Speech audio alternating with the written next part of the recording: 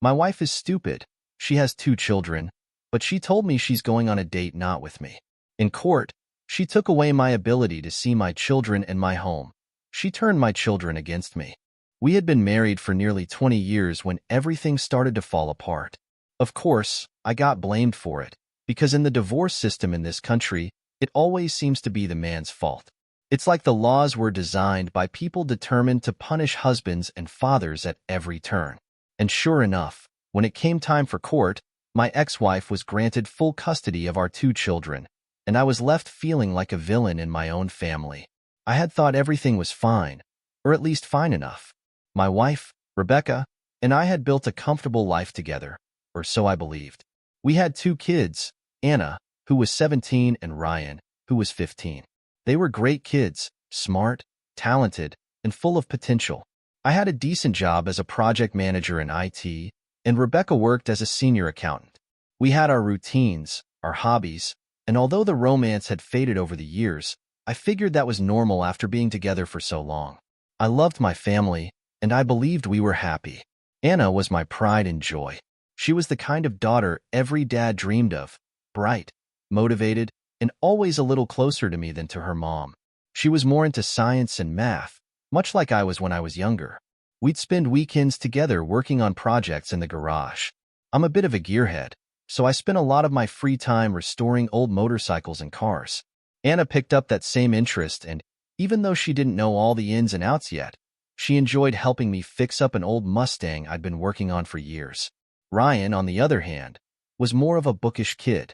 He loved history and literature, and he'd already begun talking about wanting to go to law school one day. He was a bit quieter than Anna, and truthfully, he had always been closer to Rebecca than to me. It was just how things were. He was more her son than mine, at least in the emotional sense. I didn't begrudge him that, but I did feel like we never connected in the same way that I had with Anna. Looking back, maybe I should have seen the cracks forming earlier. Rebecca had started pulling away a bit in the months leading up to everything. It was subtle at first. She'd spend more time at work or out with her friends, and when she was home, she was quieter than usual. When I asked if something was wrong, she always brushed it off, saying she was just stressed from work or that she needed some space. I accepted that explanation, figuring that everyone goes through tough patches now and then. But then, one Friday evening, it all came crashing down. I had just gotten home from work, as usual, around 6:30 p.m. normally. When I walked through the door, I'd be greeted by the smell of dinner cooking, or at least some noise coming from the kitchen or the kids' rooms. That night, though, the house was eerily quiet. There were no sounds of Anna's music blaring from upstairs, no pots clattering in the kitchen, and no sign of Rebecca. I called out, but no one answered. I dropped my briefcase in my office and headed upstairs to change out of my work clothes. That's when I saw it. The black dress, her favorite, draped neatly across the bed. Next to it was a pair of heels, the ones she usually saved for special occasions.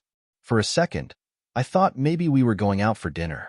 I stepped into the bedroom, unbuttoning my shirt as I glanced around. Rebecca wasn't in the room, but I could hear the sound of water running in the bathroom. "Are we going out tonight?" I called, trying to keep my voice casual. "No," came her reply, curt and distant. I could hear the faint clinking of makeup bottles as she rummaged around in the bathroom. Then, "Why are you getting all dressed up?" I asked, now feeling that knot of dread tightening in my stomach. "I'm going out," she said, matter-of-factly, as if it was the most normal thing in the world. "The kids are with friends tonight, and I have plans." "What do you mean you're going out? Where are you going?" I asked, trying to keep my voice steady, even though I could feel the unease creeping in. "I have a date," she said, the words falling from her lips like they held no weight. She might as well have told me she was going to the grocery store. "A date," I echoed, my brain struggling to catch up with the words. This couldn't be happening. Not to me. Not to us. "What do you mean, you have a date?" She sighed, as though I was being deliberately obtuse. "I need this," she said, her voice almost bored. "I've been thinking about it for a while. I'm getting older, and I need to feel attractive again. This is just something I have to do." I stood there, frozen in disbelief. "You're telling me that you're going out to sleep with some other guy, and I'm just supposed to be okay with that?" She didn't even flinch. It's just one night, Daniel. I'll be back tomorrow, and everything will go back to normal. Are you out of your mind? I snapped, my voice rising despite myself. You think you can go out and cheat on me, and I'm just supposed to be fine with that? What about our marriage? What about the kids? It's not cheating if I'm telling you about it, she said, as if that somehow made it better. Look, I've been thinking about this for months. I just need to do this to prove to myself that I'm still desirable. After tonight, I'll never do it again, I promise. I couldn't believe what I was hearing. The woman I had spent almost 20 years with, the mother of my children, was standing there telling me she was about to go out and sleep with another man because she needed an ego boost. And I was supposed to be okay with that? No, I said firmly. If you walk out that door tonight, we're done. I can't stay married to someone who would betray me like this. You walk out that door, and I'm calling a lawyer. She shrugged, completely unfazed. There's not going to be a divorce. I'll be back tomorrow, and everything will be fine. You'll see. Fine, I spat. There's no way everything goes back to normal after this. You're breaking our vows, Rebecca. How can you expect me to just forgive that? I love you, she said, almost mechanically, as if that would somehow make everything okay. But I need this. I need to feel attractive again. I need to know I'm still wanted. I shook my head, my mind spinning. If you loved me, you wouldn't even consider doing this, I said quietly. You're throwing away our entire life together for one night with some random guy. She turned to face me, finally meeting my eyes. If you love me, you'll understand why I have to do this. And after tomorrow, everything will go back to normal. I stood there, watching her finish getting ready, my heart pounding in my chest. I wanted to scream, to grab her and shake her, to make her see how insane this was. But I knew it wouldn't matter. She had made up her mind, and there was nothing I could do to stop her. She left the house that night, without a backward glance, and I sat there in the silence, wondering how my life had come to this. I didn't sleep at all that night. Instead, I spent the hours after she left packing up my things and moving out of our bedroom. I didn't want to be in that bed anymore, not after what she had done. I moved into the guest room, telling myself it was temporary, but deep down, I knew that nothing about this was temporary. The next morning, Rebecca came home around 9 a.m., acting as if nothing had happened. She waltzed through the door, smiling like we were still a happy couple, like she hadn't just destroyed our marriage the night before. Good morning, she said cheerfully, as if she'd just returned from a night out with friends instead of a night in another man's bed. I told you I'd be back. I didn't respond. I couldn't. All I could feel was the rage building inside me, the overwhelming sense of betrayal. She had done it. She had gone through with it, and now she expected me to just forgive her, to act like everything was fine. When I didn't say anything, she started to get defensive. Are you seriously still mad about this? I told you it was just one night. It doesn't mean anything. That's the problem, Rebecca, I said, my voice shaking with anger. It doesn't mean anything to you, but it means everything to me. You broke our vows, and I can't forgive that. Her face hardened. You're being ridiculous. This is just your ego talking. You'll get over it. I'm not going to get over it. I shot back. I told you what would happen if you went through with this, and now you're going to have to live with the consequences. She scoffed. You're not really going to divorce me over this, are you? Yes, I said, finally finding my resolve. I am. Her eyes narrowed, and for the first time, I saw a flash of fear. You'll lose everything, she warned. The house, the kids, your money. I'll make sure of it. And I'll tell the kids it was all your fault. They'll hate you for this. I felt the weight of her words sink in, but I couldn't let them stop me. I'm not going to live like this, I said quietly. I'd rather lose everything than stay married to someone who doesn't respect me. And that was it. The end of our marriage, the life we had built together, everything we had worked for, gone in the blink of an eye, all because she needed to feel desirable for one night. Over the next few months, the divorce process began in earnest. True to her word, Rebecca fought me every step of the way. She hired the most aggressive lawyer she could find and made sure to turn our kids against me at every opportunity. By the time we were done, she had won full custody of Anna and Ryan, and I was left with visitation every other weekend. I was ordered to pay an exorbitant amount in child support, and she got to keep the house. Anna and Ryan didn't take the news well. They had always been closer to Rebecca than to me, and she used that to her advantage, spinning the narrative that I was the one who broke up the family, that I was the reason everything had fallen apart. I tried to explain my side of things, but they didn't want to hear it. In their eyes, I was the villain who had walked out on them. The first few months after the divorce were the hardest. I had to move into a small apartment, far from the house I had helped build, far from the neighborhood where my kids were growing up. I saw Anna and Ryan on weekends, but it wasn't the same. They were distant, cold even, and I could tell that Rebecca's influence was working. They blamed me for the divorce, for tearing the family apart, and nothing I said could change that. Eventually, the visits grew less frequent. Anna stopped coming over altogether, and Ryan followed suit soon after. Rebecca had done exactly what she promised. She turned our children against me, and I was powerless to stop it. As time passed, I tried to rebuild my life. I focused on my work, threw myself into new hobbies, and tried to make peace with the fact that I had lost not just my marriage, but my children as well.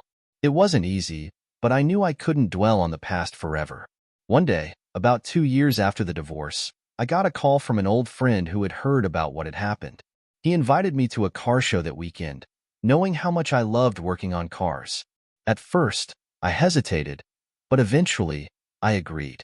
It had been so long since I'd done something just for me, and I figured it was time to get out and try to enjoy life again. The car show was everything I needed it to be. It reminded me of the days when Anna and I would spend hours in the garage, working on that old Mustang. For the first time in years, I felt a spark of happiness, a sense of belonging that I hadn't felt since my marriage had ended. As I walked through the rows of beautifully restored cars, admiring the craftsmanship and attention to detail, I realized something. My life wasn't over. I could still find joy in the things I loved, even if my family wasn't there to share it with me. It was a small victory, but it felt like a step in the right direction. Over the next few years, I slowly began to rebuild. I met new people, made new friends, and even started dating again. It wasn't easy. Trusting someone after what Rebecca had done to me took time, but eventually, I found someone who made me believe in love again. Her name was Claire, and she was everything I hadn't known I was missing. Kind, thoughtful, and understanding, she never once judged me for my past. We took things slow, but over time, our relationship grew into something real, something solid. When I finally introduced Claire to Anna and Ryan, I didn't know what to expect. It had been years since I had seen either of them, and I knew they were still under Rebecca's influence. But to my surprise, they were polite, even friendly. It wasn't the warm reunion I had hoped for, but it was a start. In time, I rebuilt a relationship with my kids. It wasn't perfect, and we still had a lot of ground to cover, but it was progress. For the first time in a long time, I felt like maybe things would be okay after all. Life isn't always fair, and sometimes the people you love will hurt you in ways you never expected. But in the end, it's how you pick yourself up and move forward that defines who you are. I had lost everything once, but I had rebuilt my life from the ground up. And that, in the end, was what mattered most. The next morning after Elizabeth walked out that door, I woke up to a house that felt emptier than ever before. It was strange, because the kids weren't even home, but it wasn't just that. There was this suffocating silence, like everything had been wiped clean, except for the ache in my chest. I hadn't really slept, just laid awake in the guest room, staring at the ceiling, trying to process how my marriage, my family, had come apart so quickly. It's funny how in moments like these, your brain tries to rationalize things. I kept thinking, maybe this is just a bad dream, but it wasn't. Elizabeth had left. She'd gone out to spend the night with someone else, someone younger, probably, and there was no taking that back. My marriage was dead the second she made that choice. I'd always been a methodical guy. I liked to plan, make lists, approach problems with logic and patience. But this was chaos, emotional carnage. And despite my usual steady temperament, I felt like I was drowning. I went downstairs, poured myself a cup of coffee, and sat at the kitchen table staring out the window. I wondered what the kids would think. Would they even understand? How would they react when they found out what Elizabeth had done? But even more than that, The thought that hurt the most was knowing how this was going to affect them. Jeremy and Allison. They didn't deserve this mess. I always wanted to protect them, shield them from anything that might hurt them. But this? There was no way to shield them from the reality of a broken home. I finished my coffee, and then the first order of business came to mind. I had to talk to a lawyer. I wasn't going to sit around and wait for Elizabeth to come back, acting like nothing had happened. I had to protect myself and my kids. So, I opened my laptop, searched for family law attorneys in the area, and booked an appointment for that same week. By midday, Elizabeth hadn't come home. I wasn't expecting her to, but it still gnawed at me. I didn't call her. I didn't want to. The hurt was too raw, too deep. Besides, what was there to say? She had already made her choice when she walked out of that door. I spent the rest of the day trying to keep busy, throwing myself into chores around the house. I organized the garage, cleaned the yard, fixed a broken shelf that had been loose for months. It was mindless, but it kept me from spiraling. And when I was done, I sat in the living room, trying not to think too much about what the future was going to look like. It was nearly 7 p.m. when my phone buzzed. A text from Elizabeth. "I'm home. Can we talk?" I didn't respond. Instead, I waited.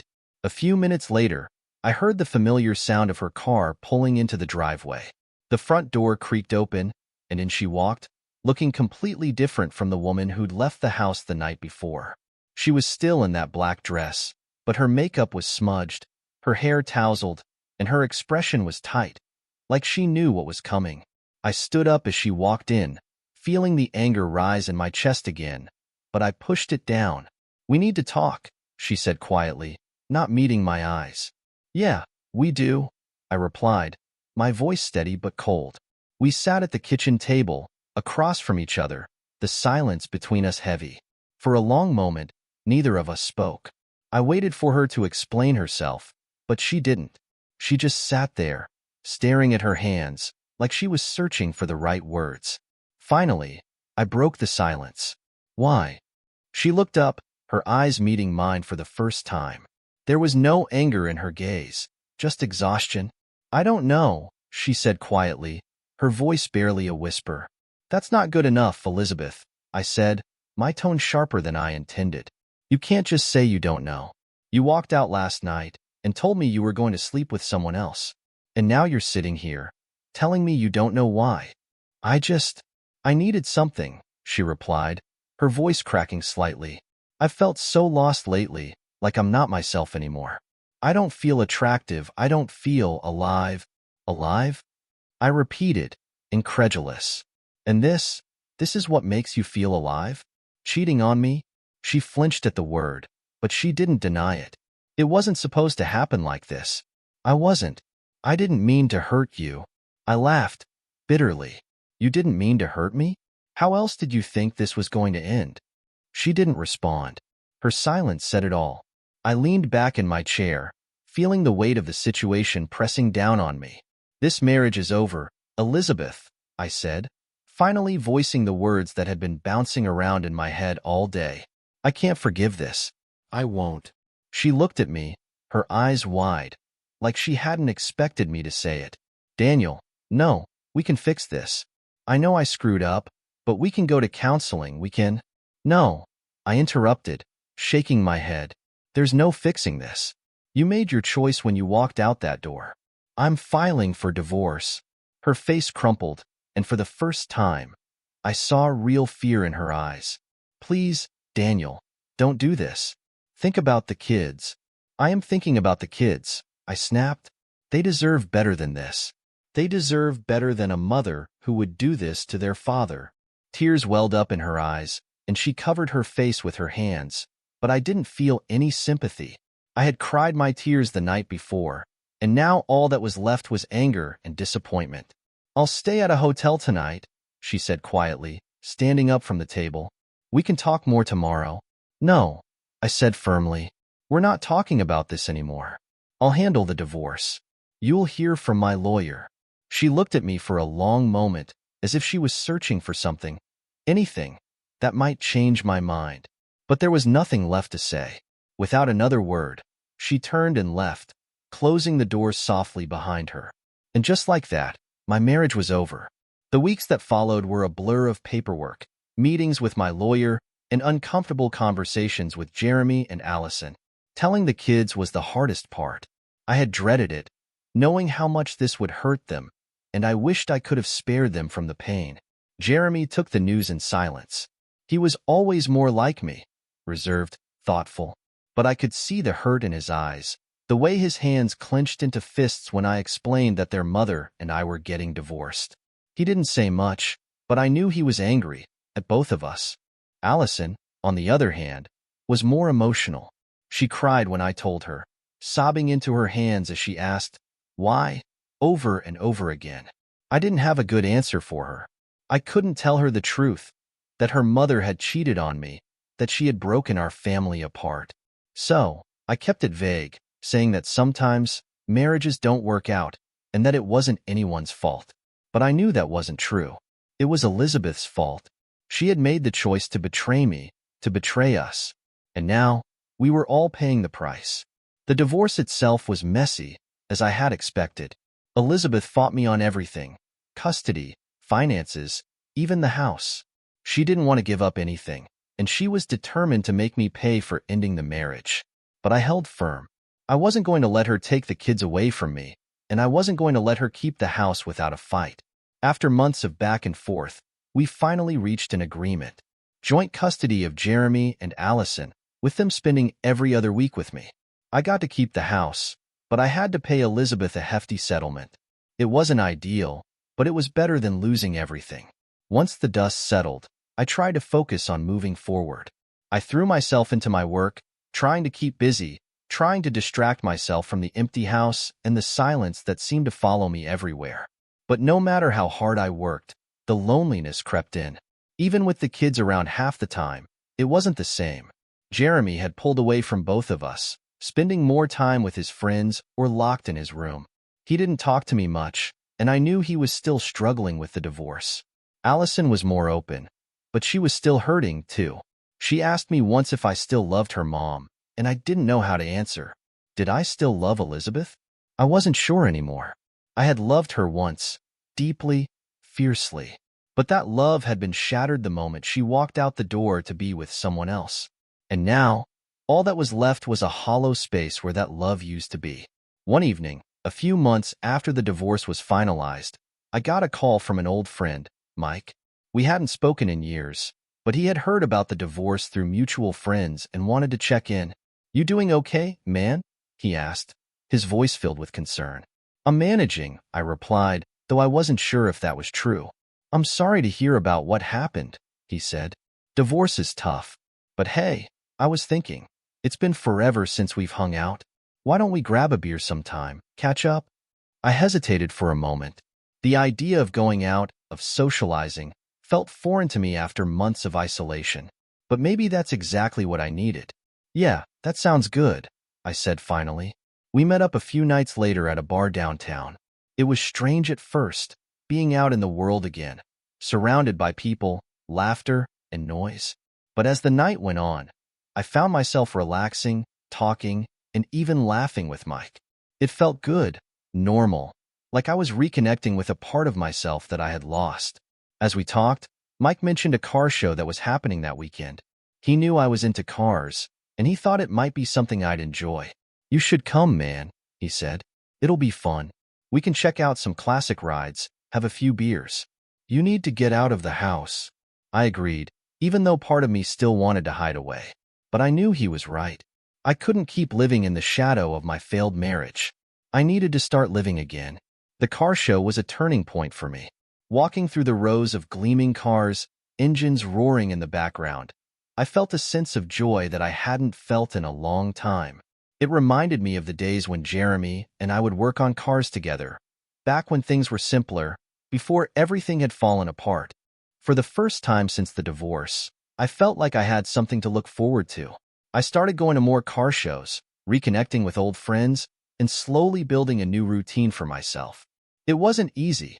There were still days when the loneliness crept in, when I thought about everything I had lost. But each day, it got a little easier. And then, one day, I met someone. Her name was Claire. She was at one of the car shows, admiring a vintage Corvette, and we struck up a conversation. She was smart, funny, and easy to talk to. We exchanged numbers, and over the next few weeks, we started seeing each other. At first, I was hesitant. I wasn't sure if I was ready for another relationship, but Claire was patient, understanding. She didn't push me, and for the first time in a long time, I felt like I could open up to someone. We took things slow, but eventually, our relationship grew into something real, something solid. And with Claire by my side, I began to feel whole again. It wasn't a perfect fairy tale ending. There were still scars from the divorce, and my relationship with Jeremy and Allison was still strained. But I was healing, and for the first time in a long time, I felt like I had a future to look forward to. And that was how I started to rebuild my life. One day at a time, with the support of friends, the love of a new partner, and the hope that, eventually, things would get better. By the time the morning light filtered through the windows of my small apartment, I was emotionally drained. The past few months had been a whirlwind of legal battles, parental arguments, and the heartbreaking slow decay of what was left of my family. I had officially filed for divorce from Laura shortly after she walked out of that door, and the process that followed had been brutal. She had fought tooth and nail, refusing to acknowledge the damage she had done. It was as if she had built an entirely new life in her head, one where I was the villain for not understanding her needs, and where she was justified in seeking whatever validation she craved. The version of Laura I had known for almost 2 decades was gone, replaced by a stranger who seemed to resent me at every turn. The divorce was finalized a few weeks ago. The court ruled for joint custody of Natalie and Josh, but in reality, things were far from equitable. Natalie had decided to stay with Laura most of the time, despite our close relationship before everything fell apart. It killed me that my daughter, the one who used to run to me with every little problem, now barely spoke to me. I couldn't entirely blame her. Laura had done a fantastic job twisting the narrative. She had convinced Natalie that I was the reason for our family's breakdown, that I was the one who had given up on the marriage. Josh, on the other hand, was more neutral. He stayed with me every other weekend and during the summer months. He didn't talk about what had happened, which worried me. He was always quiet, but now he seemed like he was bottling everything up, just waiting for the right moment to explode. I tried to be there for him as much as I could, but I knew he was hurting. The weight of the whole situation felt unbearable at times, but I refused to let it break me. If there was one thing I had learned through all of this, it was that I had to keep going. For my kids, for myself. About a month after the divorce was finalized, I got a phone call that would change everything. I had been sitting in my office, staring at a spreadsheet for work, but not really seeing it. My mind was elsewhere, as it often was these days, drifting between thoughts of what I could have done differently and what the future would hold for me now. The phone rang, breaking me out of my thoughts. I glanced at the caller ID. It was an unfamiliar number. Normally, I wouldn't have answered, but something made me pick it up. "Hello? Is this Daniel Reynolds?" a woman's voice asked. "Yes, speaking." There was a brief pause on the other end, and then she continued. "My name is Claire Thompson. I'm calling from the hospital." My heart skipped a beat. "What's this about?" "It's about your ex-wife, Laura. She's been in an accident. I'm sorry to inform you, but she's in critical condition." For a moment, the world seemed to tilt on its axis. Laura, in an accident? We had barely spoken since the divorce was finalized, communicating only through lawyers and brief exchanges during custody handoffs. Despite everything, the thought of something happening to her shook me to my core. "What happened?" I managed to ask, my voice thick with shock. "There was a car accident," Claire said. "She was hit by a drunk driver. We've done everything we can, but I'm afraid things don't look good." I felt my chest tighten. "Can I come see her?" "Yes," she replied. "You should come as soon as possible." I arrived at the hospital within half an hour, my mind racing with conflicting emotions. I wasn't sure what I would feel when I saw Laura, lying in that hospital bed. Part of me was still angry with her, still bitter over the way she had torn our family apart. But another part of me, the part that had loved her for 18 years, was terrified of losing her. When I reached the ICU, the nurse at the desk directed me to her room. I hesitated at the door, taking a deep breath before stepping inside. Laura was barely recognizable. Tubes and wires were attached to her, machines beeping steadily as they monitored her condition. Her face was bruised, swollen, and there was a deep gash on her forehead, partially hidden by the bandages. For a moment, I couldn't move. This was the woman I had built a life with, the mother of my children, and now she was lying here, broken and helpless. I sat down in the chair beside her bed, feeling a wave of emotions crash over me. I had been angry at Laura for so long, but seeing her like this, all of that anger seemed to drain away. All I could think about was the life we had shared, the good times before everything went wrong, the laughter, the vacations, the quiet moments at home with the kids. I didn't want to lose her, not like this. I wasn't sure how long I sat there, just watching her, willing her to wake up.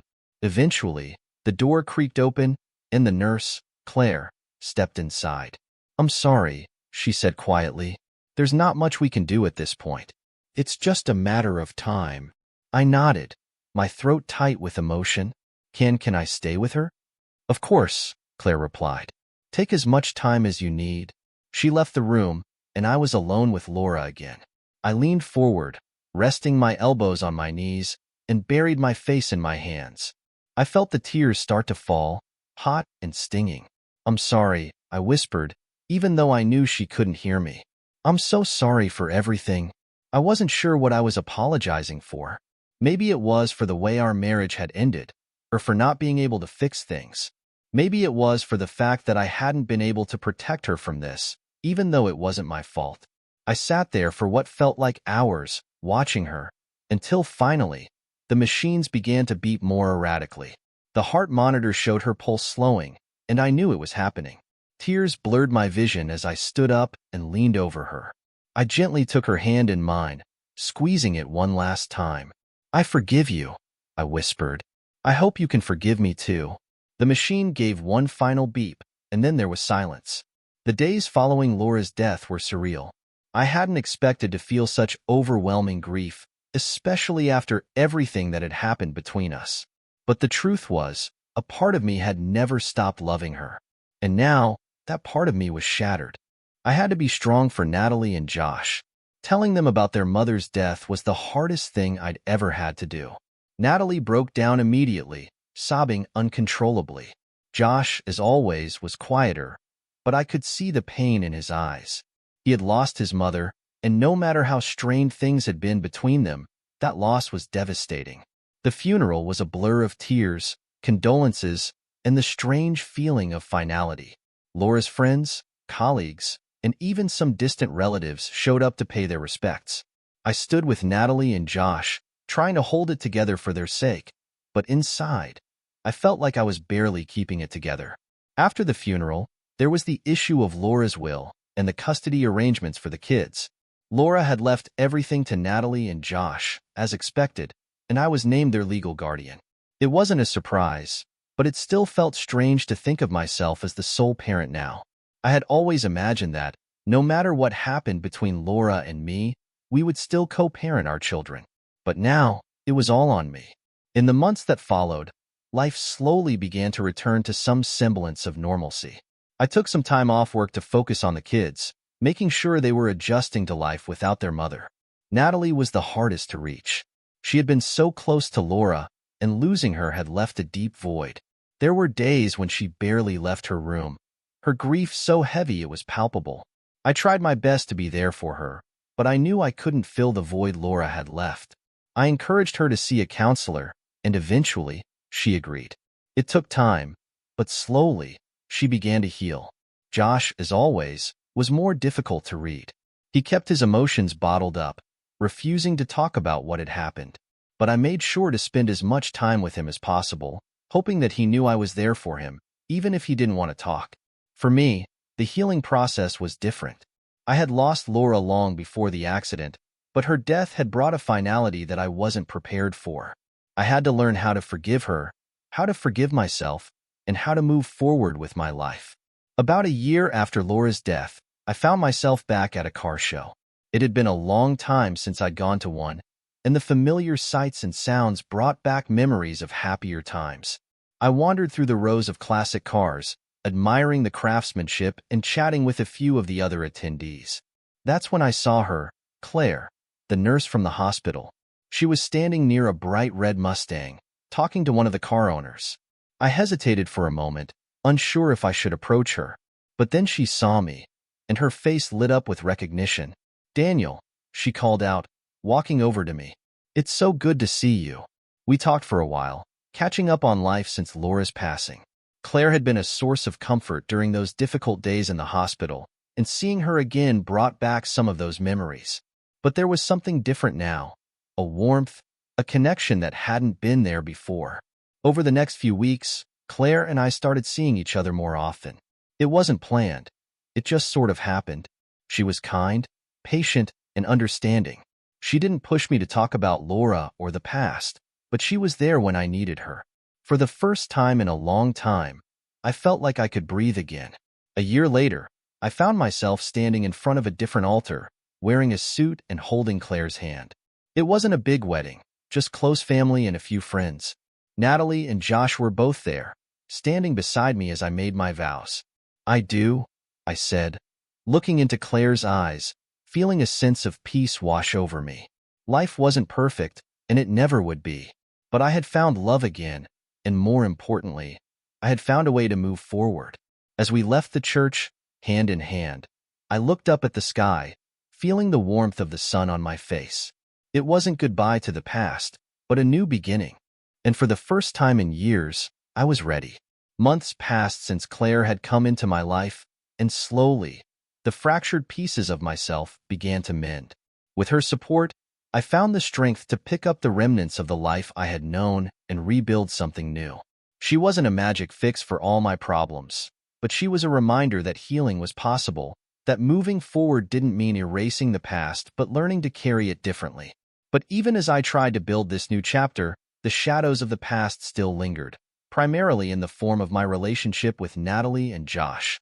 Although I was doing everything I could to stay connected to them, the fallout from the divorce had driven a deep wedge between us. Natalie, once my little girl who trusted me with everything, was now more like a distant relative. Her conversations were short, strained, and whenever I tried to dig deeper, she would shut me down. She had become a mini version of Laura, parroting the same words about how I had abandoned the family, how I didn't fight hard enough to keep things together. It was heartbreaking, and despite everything, I knew I couldn't push her. Natalie was dealing with her own trauma, and I had to give her the space she needed to process it. But that didn't make it any easier. Josh, on the other hand, was still an enigma.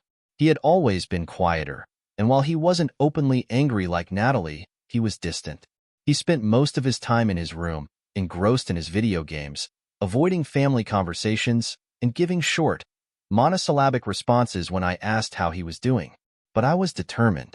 I wasn't going to let them slip away. Claire encouraged me to be patient, to give them time and space to grieve the changes in their lives, but also to keep showing up, even when it felt like they were pushing me away. And so, that's what I did. Week after week, I kept reaching out, kept trying to be the father they needed, even if they didn't want it right now. It was late autumn when everything took an unexpected turn. Claire and I had settled into a comfortable rhythm, spending weekends together, attending car shows, or simply relaxing at her place. But one Sunday afternoon, after Claire had left for work, I received a phone call that shook everything. It was Natalie. "Hey, Dad," she said quietly, her voice barely above a whisper. I hadn't heard her sound like that in months, vulnerable, like the little girl who used to sit on my lap and tell me all her dreams. "Natalie, is everything okay?"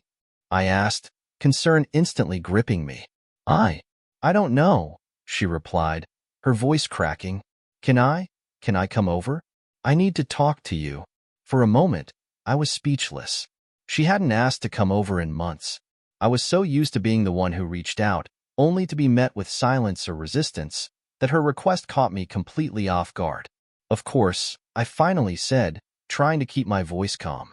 "Come over whenever you're ready." She hung up, and I sat there, my heart racing. What could have happened to make her want to talk to me after all this time? I tried to push down the panic, reminding myself that it might not be something terrible, but the uncertainty gnawed at me. An hour later, the doorbell rang, and I opened it to find Natalie standing on the porch. She looked tired, her eyes red and puffy like she'd been crying for hours. She walked in without saying much, and we sat down on the couch in silence. I waited, giving her the space to speak first. I had learned that pushing her wouldn't help. It would only make her retreat further. After what felt like an eternity, she finally spoke. "Mom's moving in with someone," she said, her voice shaking. I frowned. "With someone? What do you mean?"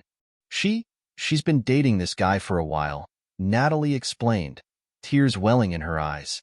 "And now they're moving in together." She didn't even ask me or Josh how we felt about it. She just told us this morning. I sat back, stunned. Laura had started dating?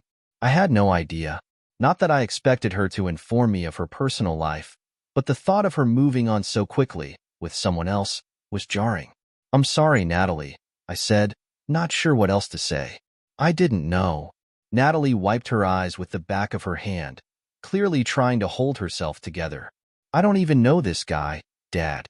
And now we're supposed to live with him? It's not fair." I felt a surge of anger toward Laura. How could she make such a life-changing decision without considering how it would affect Natalie and Josh? But I pushed that anger down, focusing on Natalie's pain instead. "I'm so sorry, honey," I said softly. "That sounds really hard." She nodded, looking down at her hands. "I don't want to move in with him, but Mom says I don't have a choice." "Of course, you have a choice," I said firmly. "You don't have to live there if you don't want to." "But where else would I go?" she asked, her voice small. "I can't stay with you, can I?" My heart broke at her words. The fact that she didn't feel like she could live with me spoke volumes about how much damage had been done over the past year. "Natalie, you're always welcome here," I said, my voice thick with emotion. "This is your home too. If you don't want to live with Mom and her boyfriend, you can stay with me. I'd love to have you here." She looked up at me, her eyes wide with surprise. "Really?" "Of course," I said, reaching out to take her hand. "You don't have to do anything you're not comfortable with. I'm here for you, always." For the first time in months, Natalie leaned into me, resting her head on my shoulder. And in that moment, I felt like I had my daughter back, even if just for a little while. The next few weeks were a whirlwind. Natalie moved in with me full-time. And while the transition wasn't without its challenges, it felt like a new beginning for both of us. Josh, on the other hand, remained with Laura, though he spent more time at my place than he had before. It wasn't easy navigating the new family dynamic. Laura wasn't thrilled about Natalie's decision, and she made that clear during our custody discussions. But for the first time in a long time, I felt like I was doing something right, like I was finally able to be the father my kids needed. Natalie and I began rebuilding our relationship, slowly but surely. We started going out to dinner once a week, just the two of us, and while the conversations were still awkward at times, we were making progress. She even started opening up about her frustrations with Laura, something I never thought would happen. Josh was still more distant, but I could see that having his sister around helped. He'd join us for movie nights or sit with us during meals, and I could feel the walls he'd built around himself starting to crack. It wasn't perfect, but it was progress. With Natalie back in my life and things slowly improving with Josh, I started to feel like maybe, just maybe, I could have a fresh start. Claire had been patient through all of this, giving me the space to focus on my kids while still being there for me when I needed her. She was a rock, and I was grateful for her every day. One evening, after Natalie had gone to bed, Claire and I were sitting on the back porch of my apartment, sipping wine and watching the stars. The air was cool, and the quiet of the night felt peaceful, like the calm after a storm. "I'm proud of you," Claire said, breaking the comfortable silence. "For what?" I asked, glancing over at her.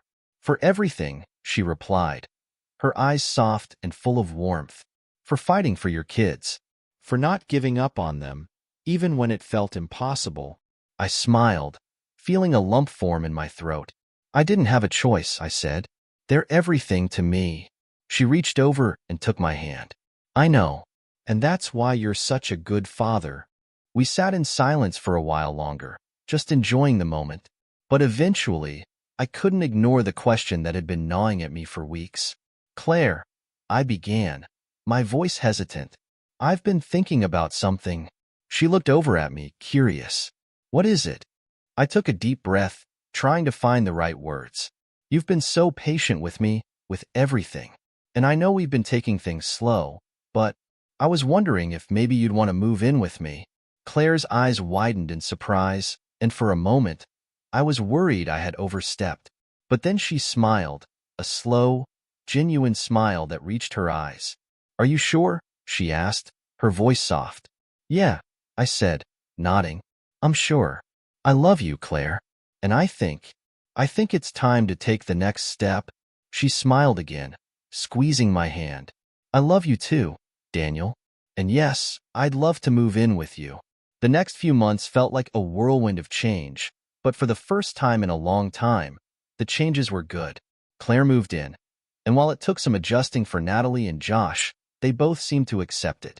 Claire was kind and patient with them, never trying to take on the role of their mother, but simply being there as a supportive presence in their lives. Life wasn't perfect, it never is. There were still challenges, still moments when the scars from the past would resurface. But for the most part, things were better than they had been in years. One evening, as we all sat around the dinner table, laughing and talking about our days, I looked around at the people I loved and realized something. I had survived. I had come out on the other side of the pain, the heartbreak, and the loss. I had rebuilt my life from the ground up, and while it wasn't the life I had envisioned, it was still full of love, hope, and possibility. And in that moment, I knew that I was finally at peace. The years passed, and slowly, the wounds of the past began to fade. Natalie went off to college, studying art just as she had always dreamed, and Josh eventually followed, pursuing a career in sports management. Both of them stayed close, visiting often and keeping me updated on their lives. Claire and I built a life together, one that was filled with love and laughter. We traveled, explored new hobbies, and continued to grow together. She had been my rock through the hardest times, and I couldn't imagine my life without her. Laura eventually remarried, though our interactions were minimal. We co-parented when necessary, but the bitterness from the divorce had faded, replaced by a quiet, distant civility. We both had moved on, and that was enough. Looking back, I realized that the pain I had gone through, the heartbreak, and the struggle, had all led me to where I was now. I had learned that life doesn't always go according to plan, but that doesn't mean it can't be beautiful. I had found love again, built new relationships, and most importantly, I had become the father my kids needed. And that was all I could ever ask for. Years had passed since the chaos of the divorce, the struggles with my kids, and the process of rebuilding my life with Claire. It was strange how time had the ability to heal so much while leaving faint scars that could still be felt on certain days. By now, both Natalie and Josh had grown into adults, and my relationship with them had found a new equilibrium. Though it had been a long and difficult journey, I had come to understand that the road ahead wasn't just about healing but also about nurturing the bonds we had managed to rebuild. Natalie had finished her degree in fine arts and had begun her career at a creative agency. Her talent and dedication were undeniable, and though we had drifted apart for some years, our relationship had slowly grown stronger again. Watching her flourish in her career and seeing her confidence bloom reminded me of the little girl who used to draw with crayons on the living room floor. She had moved back into town, renting a small apartment of her own. Despite our rocky years after the divorce, she had finally reached a place of acceptance, maybe even understanding. We shared countless conversations over coffee or dinner, and with each one, the distance between us seemed to shrink a little more. One evening, as we sat in my backyard, the sun setting on a warm spring night, she turned to me and said, "I never really knew how much it hurt you. I thought you were just angry about the divorce, but now I get it. You were hurt because you loved us." Hearing those words nearly brought me to tears. I had waited so long for some kind of acknowledgement of the pain I went through during that time. My daughter had been caught in the crossfire of my broken marriage, but now, we were both finding our way back to each other. Josh was harder to reach. After finishing his degree in sports management, he moved to another city for work. He had always been more reserved, and while we communicated regularly, it was usually through short phone calls or occasional texts. He never delved too deep into his feelings, and I had learned not to push him. He would come to me when he was ready, just like Natalie had. Even with the distance, Josh made time for family holidays, came to visit on special occasions, and we even caught a few football games together when he was in town. It was during one of these games, sitting side by side, that Josh finally opened up to me. "You know, Dad," he said, his eyes still fixed on the field. "I was angry for a long time. I didn't know who to be mad at, Mom, you, the whole situation. But I realized something after moving away. I was mostly mad at myself." Hearing those words hit me hard. I glanced at him, but he kept his focus on the game. "I felt like I didn't do enough to stop things from falling apart," he continued. "Like I should have protected Natalie more or tried harder to understand what was happening between you and Mom. But I was just a kid, and I guess it took me a while to accept that. For a moment, I didn't know how to respond. I had carried my own guilt for years, thinking I hadn't been the father my kids deserved, that I hadn't done enough to keep our family together.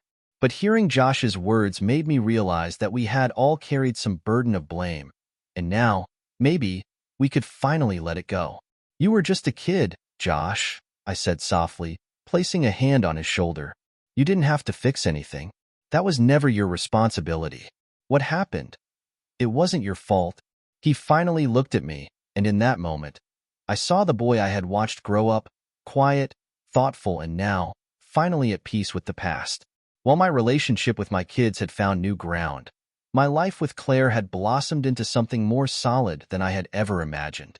She had stood by me through the hardest moments of my life, and over time, we built a life that was grounded in mutual respect, love, and the understanding that we both had been through our share of struggles. One evening, several years into our relationship, as we sat together on our porch, watching the sunset, I found myself thinking about the future in a way I hadn't in years. Claire had never pushed for marriage. She wasn't the type to demand anything of me, knowing I had gone through a difficult divorce. But sitting there with her, watching the way the soft evening light played across her face, I realized something. I didn't want to wait any longer to make her officially a part of my family. "Claire," I began, turning toward her as I placed my hand on hers. She looked at me, her eyes filled with that familiar warmth that had saved me so many times. "Yes? There's something I've been thinking about for a while," I said, my heart racing. "I know we've both been through a lot, and I've never wanted to push you for anything, but I can't imagine my life without you. You've been my rock, my best friend, and I want to spend the rest of my life with you." I pulled a small box from my pocket, opening it to reveal a simple yet elegant ring. Claire's eyes widened in surprise, her hand flying to her mouth. "Will you marry me?" I asked, my voice steady but filled with emotion.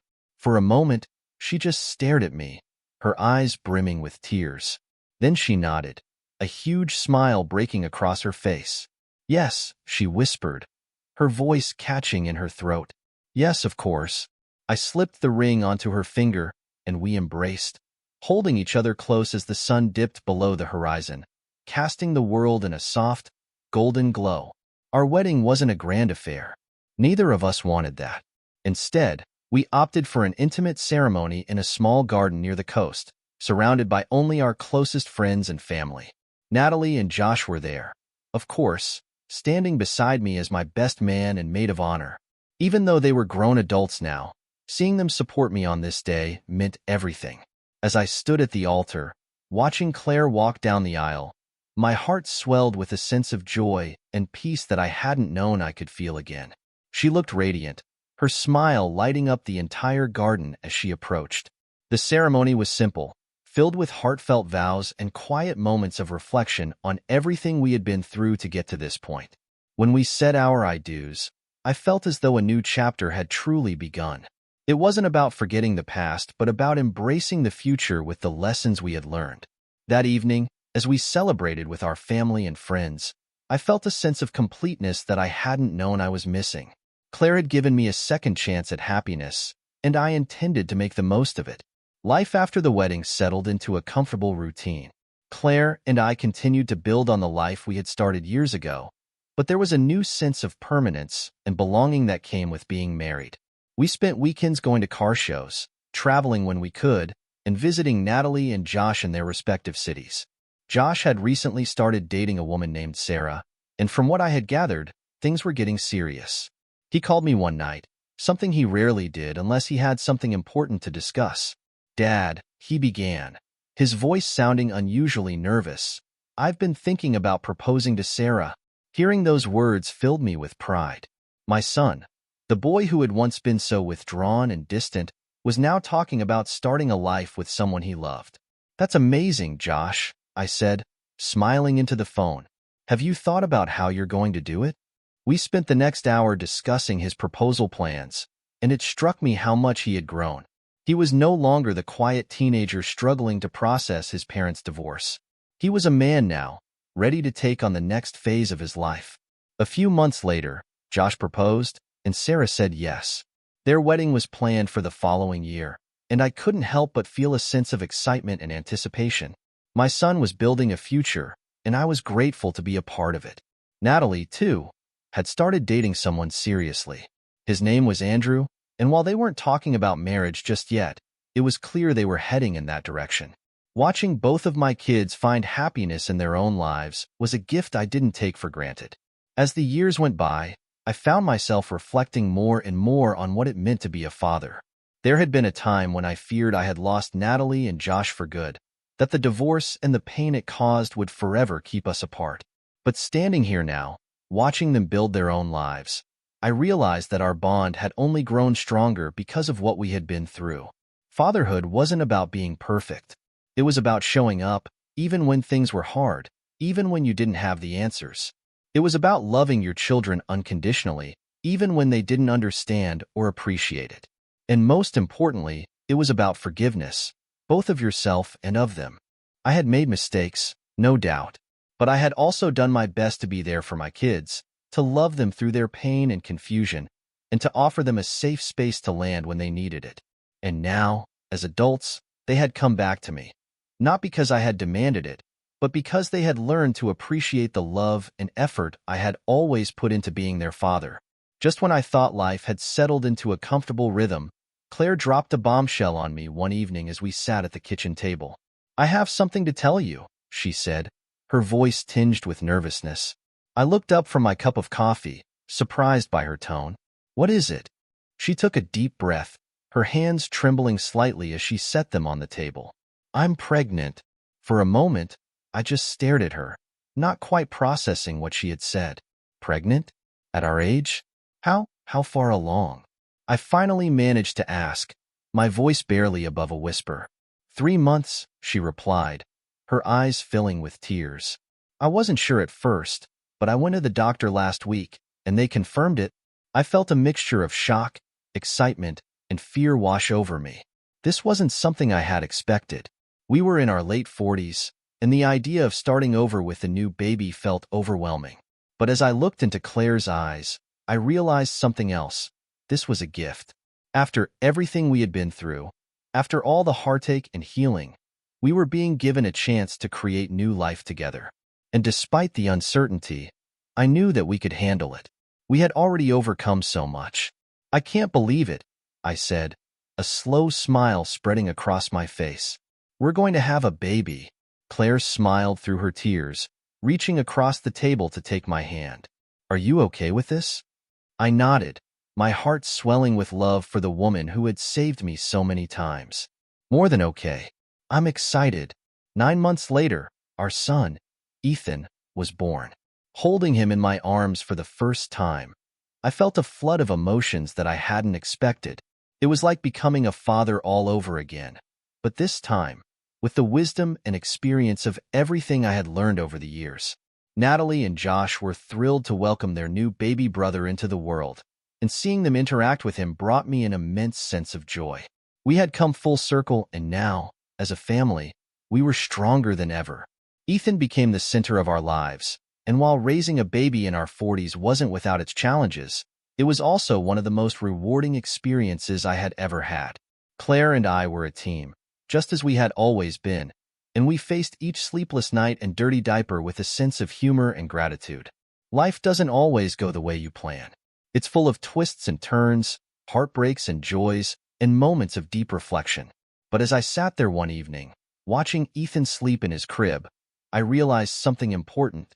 Despite everything I had been through, the divorce, the estrangement from my kids, the pain of rebuilding my life, I had found happiness again. I had found love again.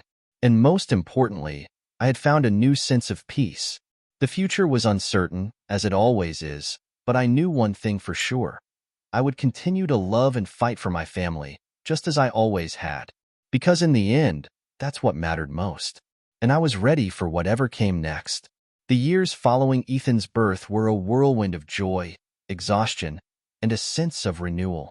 Raising a child in my late 40s wasn't something I had ever planned for, but it turned out to be one of the greatest blessings of my life. Watching Ethan grow and develop, seeing his personality emerge, and sharing in his first steps, words, and all the milestones of early childhood gave me a new perspective on fatherhood. It was like experiencing everything for the first time again, but with the added depth of wisdom that comes from years of life experience. Claire was an incredible mother, patient and nurturing in ways that I often felt I lacked. She had a natural ability to calm Ethan when he was fussy, to make him laugh with just a silly face or a gentle tickle, and to teach him things in ways that seemed effortless. I found myself marveling at her every day, grateful for the life we had built together. But it wasn't just Ethan's arrival that had changed our lives. Natalie and Josh were now fully settled into their own paths, and I was watching them become the adults I had always hoped they would be. Natalie's career in the creative agency had taken off, and she was thriving. Every time we spoke, whether it was over dinner or a long phone call, I could hear the excitement in her voice as she talked about her projects, her team, and the opportunities ahead of her. Josh, too, had found his stride. After his engagement to Sarah, they had married in a beautiful ceremony that was simple yet elegant, much like their relationship. Watching my son take this significant step, seeing the joy in his eyes as he exchanged vows with the woman he loved, was one of the proudest moments of my life. Josh had always been more reserved, quieter about his feelings, but in that moment, as he stood beside Sarah, I could see the depth of his commitment and the strength of his love for her. With both of my older children now in solid, happy relationships and pursuing careers they were passionate about, I felt a sense of peace that I hadn't known in years. There had been a time when I feared I had lost them, that the divorce and all the turmoil that followed would forever keep us apart. But here we were, all of us still together, stronger in many ways than we had ever been. Ethan, of course, was the glue that seemed to hold us all together. Natalie and Josh adored their little brother, and they visited often, eager to spend time with him and share in his milestones. It was as if Ethan had brought a new sense of purpose and joy into our family, healing old wounds and giving us something to look forward to in the future. As Ethan grew older, our lives settled into a rhythm. The sleepless nights of infancy gradually gave way to the bustling chaos of toddlerhood, and before we knew it, he was starting school. Watching him walk into his kindergarten classroom on his first day, his little backpack slung over his shoulders, brought a tear to my eye. It wasn't just the typical parental pride of watching your child take their first big step into the world. It was the realization that, once again, I had been given the chance to experience the joys and challenges of fatherhood, and I wasn't taking a single moment for granted. Claire and I had often joked about how raising a child in our 50s made us feel both young and old at the same time. There were days when we felt energized by Ethan's boundless enthusiasm, running around the park or building elaborate Lego structures with him. But there were also days when we would collapse into bed, exhausted by the constant demands of parenting, feeling every bit of our age. Still, we wouldn't have traded it for anything. It helped that Natalie and Josh were always there to lend a hand. They both loved being involved in Ethan's life, and whenever they came over, it was like a mini-family reunion. Josh, in particular, had a way of making Ethan laugh that no one else could match. He would scoop him up, throw him into the air, and spin him around until they were both dizzy with laughter. Watching them together, I saw the bond of brotherhood forming, despite the large age gap, and it filled me with pride. Natalie, ever the artistic soul, would often sit with Ethan at the kitchen table, teaching him how to draw or paint. Even at such a young age, Ethan showed an interest in art, and Natalie was more than happy to nurture that creative spark. She would patiently guide his little hand as he scribbled on the paper, offering gentle encouragement and praise for every effort he made. Seeing my 3 children together, interacting with love and care for one another, was more than I had ever hoped for. The years of heartache and uncertainty that had followed the divorce seemed like a distant memory, overshadowed by the happiness and unity we now shared. One summer, when Ethan was about 5 years old, we decided to take a family trip to the mountains. Claire and I had been talking about getting away for a while, and the idea of spending time in nature, away from the hustle and bustle of daily life, was too tempting to resist. We rented a cabin near a lake, and Natalie and Josh joined us for the week-long getaway. It was the perfect escape. The air was crisp and fresh, the lake was serene, and the surrounding forest offered endless opportunities for exploration. Every day, we would go on long hikes, Ethan leading the way with his boundless energy, while Natalie and Josh took turns pointing out interesting plants and animals. Claire and I would walk hand in hand, enjoying the peacefulness of the moment, grateful for this time together as a family. In the evenings, we would gather around the fire pit outside the cabin, roasting marshmallows and telling stories.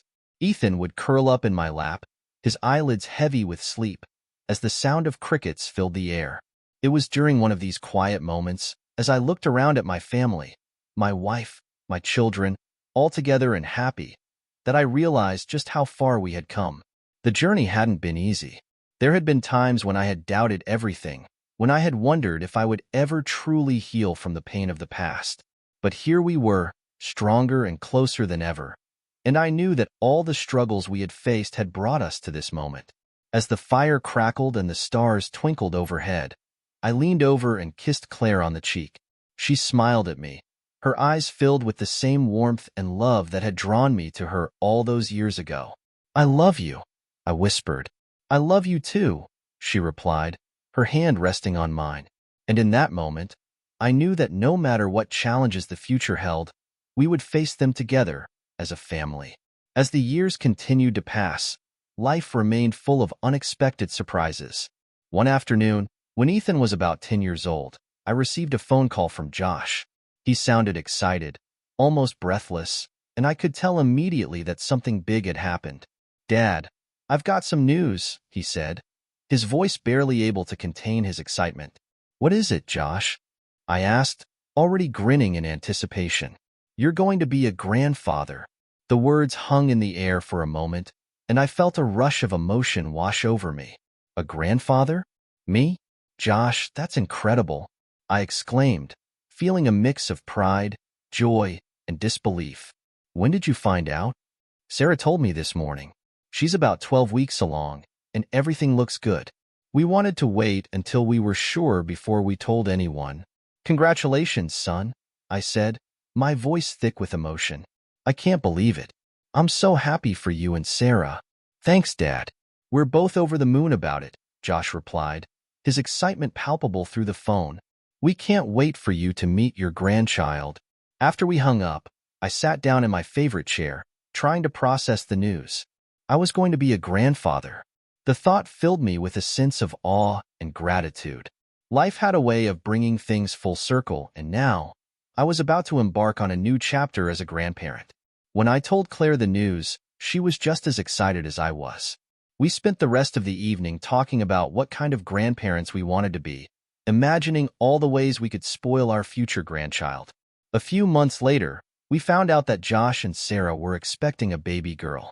The moment I heard the news, I couldn't stop picturing her. This little person who would carry on our family's legacy, who would grow up surrounded by love and support. It was a surreal feeling, knowing that I would soon be holding my granddaughter in my arms.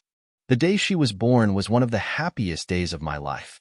Josh called me from the hospital, his voice filled with emotion. "She's here, Dad.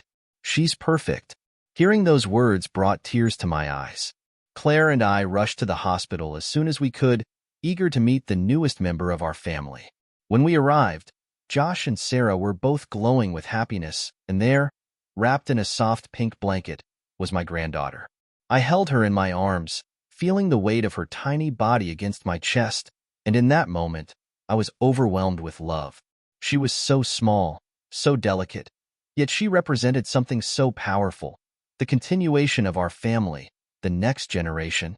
As I looked down at her, I felt a connection that was unlike anything I had ever experienced before. "Welcome to the world, little one," I whispered, my heart full. You've got a lot of people who love you." We named her Lily, and from the moment she came into our lives, she was the center of attention. Josh and Sarah were amazing parents, and watching them navigate the challenges of parenthood brought back memories of my own early days as a father. But this time, I got to experience it all from a different perspective, as a grandparent. Being a grandfather was a joy I hadn't anticipated.